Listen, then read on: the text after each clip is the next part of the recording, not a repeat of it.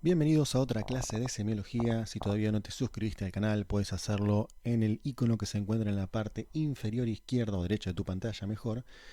Cualquier suscripción y likes que puedas agregar es de gran ayuda para el canal porque permite seguir subiendo videos. Hoy vamos a hablar de un tema muy común en lo que sería la guardia médica. Este video está dedicado a los estudiantes de medicina, pero también hace una introducción a lo que sería cómo poder encarar a un paciente en la guardia que se presenta con un dolor de pecho, ¿sí? Básicamente el dolor de pecho es uno de los motivos de consulta más frecuentes de la guardia, en donde la anamnesis constituye el punto más importante para el diagnóstico de la isquemia de miocardio.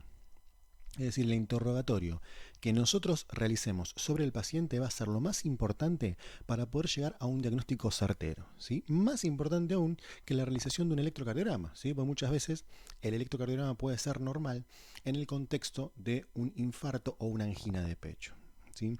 Todo lo que nosotros podamos recabar como información va a ser de suma utilidad para poder orientar el diagnóstico, ¿sí? Llamativamente, del 100% de las consultas originadas por dolor de pecho, solamente entre el 30 y el 40% obedecen a un infarto de miocardio, a una angina de pecho o a una patología de origen cardiológico. Es por eso que es muy importante seleccionar aquellos pacientes que nosotros consideramos que merecen recibir una atención en relación a lo que podríamos estar sospechando de un cuadro cardiológico, ¿sí? A su vez, lo que tenemos que tener en consideración cuando nosotros evaluamos un paciente con dolor precordial son las diferentes características que ofrece ese dolor, es decir, la intensidad, del 1 al 10, evaluarlo a ver si es leve, moderado o grave. En lo que sería el dolor de origen cardiológico, la intensidad varía según el paciente. Muchas veces si el paciente es portador de una enfermedad crónica, como por ejemplo la diabetes, que tiene una disfunción sensitiva, lo que produce es que el dolor sea aminorado y no lo represente como un dolor tan intenso, pero esto no es motivo para descartar o sospechar un dolor de origen coronario, ¿sí? Es decir, que la mayoría de los pacientes que se presentan con dolor precordial de origen coronario pueden tener una variabilidad en cuanto a ese dolor, más que nada, si bien podemos descartar que no haya otras patologías, más que nada en relación a lo que sería la variabilidad del umbral de dolor que tenemos las personas en sí mismos. La localización, hay una parte del libro de semiología que habla de que cuando nosotros encontramos un dolor que se encuentre localizado entre una línea imaginaria que atraviesa el ombligo horizontalmente y la línea media de la boca, también horizontalmente, todo tipo de dolor que aparezca en esta zona puede ser de origen coronario. ¿Por qué? Porque hay muchas descripciones de lo que sería el dolor coronario o el dolor de origen cardiológico que puede, digamos, hasta simular un dolor de muela. Obviamente que esta es la causa menos frecuente, o mejor dicho, la forma de presentación menos frecuente. ¿Cuál es la presentación típica? La presentación típica es un dolor urente, opresivo, que se encuentra, digamos, en la región medio esternal, y que habitualmente simula lo que sería un dolor similar a la localización de una corbata, ¿sí? La propagación típica de este dolor es generalmente al brazo izquierdo por la zona cubital, este es un dato muy importante, por la zona cubital, y puede afectar tanto el dedo meñique como el dedo anular. El tipo carácter de este dolor generalmente es opresivo, el paciente lo describe como si se le estuviera cerrando el pecho. Puede ser, digamos, también urente. La iniciación generalmente ocurre posterior a la realización de esfuerzos, aunque puede tener ciertas variabilidades que vamos a ver un poco más adelante, pero habitualmente el dolor es precedido por la realización de algún tipo de esfuerzo, ya sea caminar o correr o hacer alguna actividad que básicamente lo que realice es quitarle la presencia de oxígeno a nivel celular, lo que causa, digamos, la aparición del dolor. La duración típica del dolor de origen coronario es de 2 a 5 minutos. Esto es un dato muy importante porque si nos encontramos con un dolor que es de duración fugaz, o sea, segundos, básicamente esa sola característica descarta el origen cardiológico. Menos del 1% de los dolores de origen cardiológico duran segundos. Pero cuando nos encontramos con un dolor bastante prolongado, que supera incluso lo que se llama el periodo de alarma de Gallavardín, o sea, mayor a 30 minutos, esto nos estaría hablando de un infarto bastante extenso. Por eso tenemos que prestar especial atención a la duración del dolor. Obviamente evaluar los factores concomitantes, un paciente, digamos, que tenga enfermedades previas, un paciente hipertenso, un paciente diabético, no va a ser o no va a tener la misma atención que un paciente normal, sin enfermedades. aparición de síntomas equivalentes. Esto hace referencia a algunas sintomatologías que pueden representar un dolor cardiológico, aunque aparezca sin dolor. ¿Qué quiere decir esto? Bueno, por ejemplo, en un paciente que manifieste una debilidad generalizada o una disnea, si bien es una forma de presentación muy poco frecuente, puede ser el equivalente de un infarto de miocardio, ¿sí? Factores desencadenantes, más allá, digamos, de un esfuerzo físico importante, un factor desencadenante puede ser el mismo frío del invierno, cuando el paciente se va a acostar y se pone en contacto con las sábanas frías. Esa vasoconstricción puede ser suficiente como para privar de oxígeno al miocardio y provocar un dolor de características coronarias. Y factores de atenuación, es decir, si el paciente presenta este dolor e inmediatamente adopta una posición de reposo y el dolor cede, eso es muy sugerente de un dolor de origen coronario. Es de gran utilidad este gráfico que les presento, que nos sirve para poder localizar un poco lo que serían las diferentes causas de dolor en la región que les mencioné con anterioridad. Lo dejo a disposición para que lo puedan ver y vean los diferentes diagnósticos diferenciales que tenemos que realizar frente a la presencia de dolor. A su vez también hay un cuadro muy interesante que encontré que es sugerente de determinadas posibilidades en cuanto a la aparición, o mejor dicho, al origen del dolor. En este caso, digamos, tenemos tres opciones que aumentan la posibilidad de dolor anginoso, es indiferente o variable, o aleja la probabilidad de que ese dolor sea de origen coronario, ¿sí? También dejo a disposición este cuadro para que lo vean bien. Básicamente lo que tenemos que hacer cuando nos enfrentamos a un paciente de estas características es una evaluación clínica, ¿sí? Ver las características de los síntomas en base al interrogatorio. Una vez que nosotros realizamos la investigación de este dolor, lo que tenemos que hacer es un electrocardiograma, que es uno de los elementos más importantes con lo cual nosotros podemos evaluar el dolor, aunque por sí solo en un paciente que no tiene, digamos, síntomas característicos acompañantes, el electrocardiograma normal puede ser de gran utilidad, pero en un paciente que tiene los síntomas característicos acompañantes y que se acompaña, a su vez, valga la redundancia, de un electrocardiograma normal, por sí solo ese electrocardiograma no alcanza para descartar que el dolor que está manifestando el paciente sea de origen coronario, ¿sí? Y a su vez, para complementar el estudio con un electrocardiograma, lo que hacemos es la realización de marcadores bioquímicos. En tercer escalón y un poco más avanzado, podemos utilizar otros métodos de diagnóstico por imágenes, como por ejemplo los ecocardios o la resonancia magnética, y algunas pruebas funcionales para tratar de evocar la sintomatología. En el electrocardiograma obviamente vamos a tener muchísimas variabilidades, pero lo que nosotros tenemos que buscar cuando nos enfrentamos a un paciente con dolor de pecho son los signos de isquemia aguda. ¿Y cuáles son esos signos? Bueno, básicamente el signo que más frecuentemente aparece es la elevación del segmento ST, pero muchas veces en el 15, 20, 30% de los casos podemos encontrar la depresión del segmento ST y alteraciones de la onda T sin necesariamente tener una elevación del segmento, aunque muchas veces podemos encontrar otras, digamos, otros signos que son un poco menos frecuentes de ver, ¿sí? Pero aquí tenemos una recomendación de lo que nosotros tenemos que realizar cuando nos encontramos con un paciente con dolor de pecho. El electrocardiograma lo que se recomienda es la realización a menos de 10 minutos del ingreso.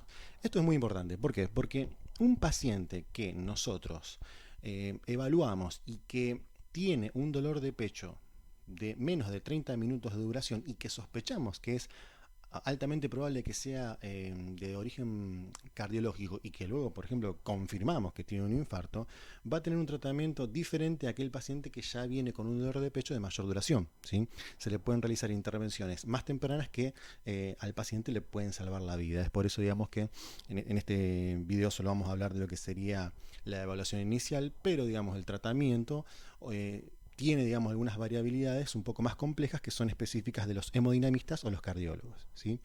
Pero bueno, también en las recomendaciones, como el electrocardiograma tiene falsos negativos en algunas situaciones, se recomienda en un paciente que tiene una alta sospecha de tener un dolor de origen cardiológico la repetición del electrocardiograma de 15 a 30 minutos, ¿sí? Y algunas recomendaciones que son, digamos, tienen un poco menos de evidencia, menos de evidencia científica, pero no está de más descartarlas a la hora de enfrentarnos con un paciente que nos deja mucha duda y que los exámenes son negativos. Acá les dejo una muestra de cómo se ve una elevación típica del segmento ST, como pueden ver en la imagen, y una depresión del mismo segmento, que esta es una situación un poco más frecuente. Y un dibujo que encontré que me pareció bastante práctico es la evolución normal de un paciente con una angina de pecho característica. Fíjense que tenemos un electrocardiograma normal, una elevación del ST cuando nos enfrentamos a un paciente con un dolor agudo. En cuestión de horas, la elevación del ST aumenta un poquito más, disminuye la onda R y aparece la onda Q. Dentro de 1 o 2 días se produce una inversión de la onda T y la onda Q profundiza un poco. Más allá de los 2 días se produce una normalización del segmento ST con inversión de la onda T, que es un marcador de isquemia, y semanas más tarde nos encontramos con un electrocardiograma casi normal, solamente nos marca la presencia de una onda Q un poco más pronunciada. Lo que esta última imagen es un marcador que nos facilita a nosotros saber que ese paciente ha tenido un infarto previo. Para complementar el estudio, luego de realizar un electrocardiograma, por ahí un electrocardiograma quizás nos dé normal, y para despejar algunas dudas, lo que nosotros utilizamos son algunos marcadores bioquímicos. Hay varios marcadores bioquímicos, yo los dividí para que sea más práctico los que utilizamos más que nada en nuestro medio, y en nuestra ciudad lo que tenemos son hospitales de baja complejidad o mediana complejidad y hospitales de alta complejidad. Nosotros tenemos algunos marcadores que habitualmente utilizamos, pero para la evaluación inicial de un paciente lo que realizamos es la solicitud de las enzimas, la GOT, por parte, digamos, lo que sería la evaluación, o es una enzima de evaluación hepática habitualmente, una de las transaminasas, la CPK, la creatinfosfoquinasa, ¿sí? Y la lactato deshidrogenasa, la LDH, que son elementos que están presentes en la musculatura cardíaca y que se evalúan frente a un daño del miocardio, ¿sí? Estos son los marcadores que nosotros utilizamos para evaluar inicialmente a un paciente, y en aquellos pacientes que pensamos que puede tener un origen cardiológico, lo que hacemos es una evaluación inicial y la repetición de dichas enzimas en un paciente que tenemos una alta sospecha de dolor de origen coronario y dan negativos. Hacemos una reevaluación tras 6 horas por el hecho, digamos, de que estos biomarcadores tienen, digamos, una respuesta que ahora vamos a hablar un poquito más en profundidad.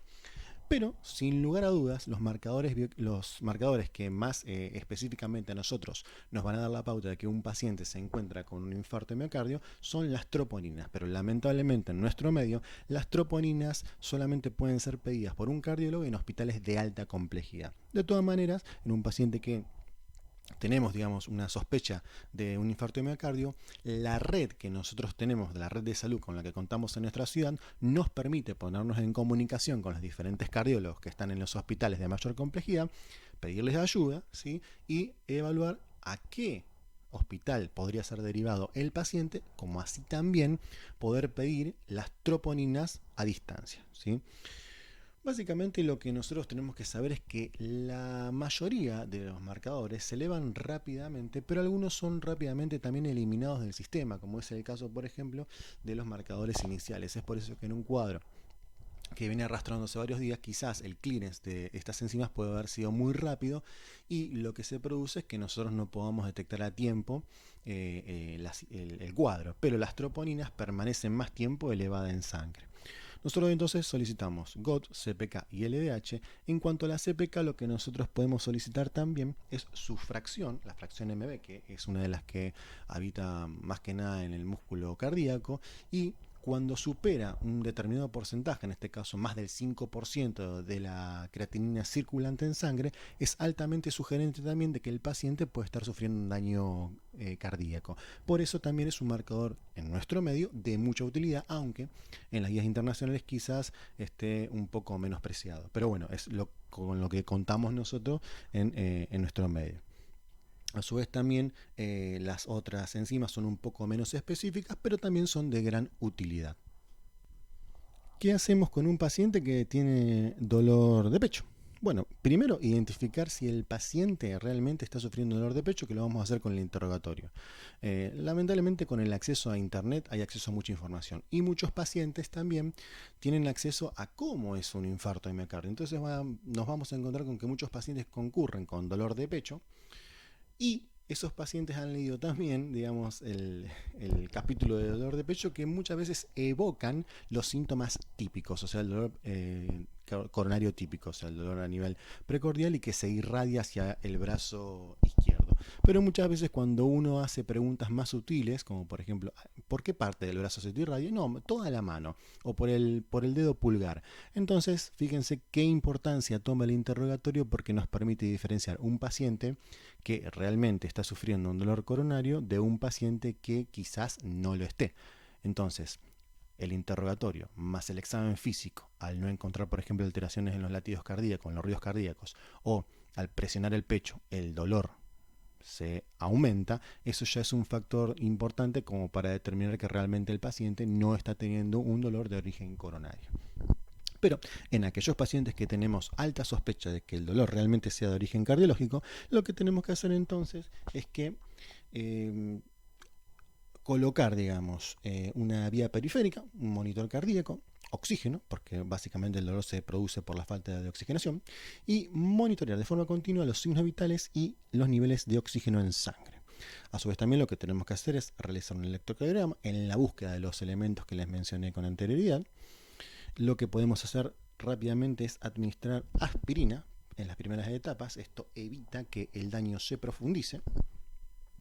Y a su vez, como no se ha identificado generalmente la causa del dolor torácico, lo que tenemos que hacer es considerar si el paciente merece o no internarse y ser evaluado por un especialista, y también, digamos, muchas veces cuando nos genera la duda, realizar lo que sería una mini unidad de dolor para poder monitorear al paciente, ¿sí?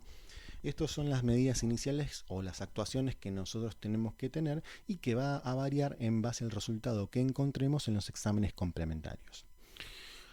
En lo que sería la materia de conceptos, hablamos de pacientes con angina de pecho, en aquellos pacientes que presentan el dolor típico de la angina que les mencioné previamente, o sea, dolor de 2 a 5 minutos de duración, localizado en la zona precordial. Lo que tenemos también es una clasificación de las anginas entre estable o inestable, y básicamente la diferencia es que las anginas estables son aquellas en los cuales la frecuencia, la duración y la intensidad del dolor no se han modificado durante un periodo no menor a 3 meses. Las anginas inestables son aquellas en las cuales sufren modificaciones en estos aspectos que les mencioné, ¿sí? Eso sería como concepto general.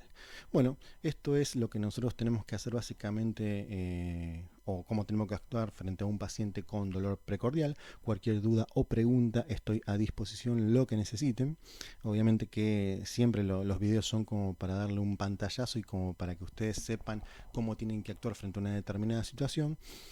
Obviamente van a tener dudas, van a tener preguntas. Cualquier duda, no duden en preguntarme, ¿sí? Bueno, espero que les haya gustado el video. Estoy a disposición. Saludos.